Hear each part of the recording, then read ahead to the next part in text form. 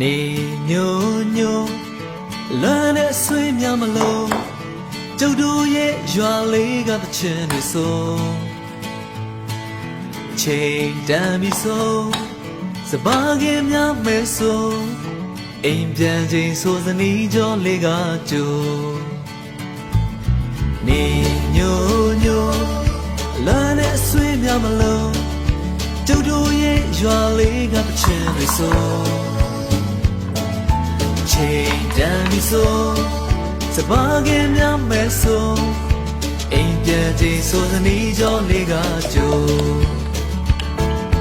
ကျုပ်တို့ရဲ့ရွာလေးငြိမ်းချမ်းတဲ့ရွာလေးလာပါလာပါအားလုံးတို့ဖိတ်ခေါ်နေကျုပ်တို့ရဲ့ရွာလေးဟိုဝေးကစိတ်လည်းရွာလေးလာပါလာပါအားလုံးတို့ဖိတ်ခေါ်နေ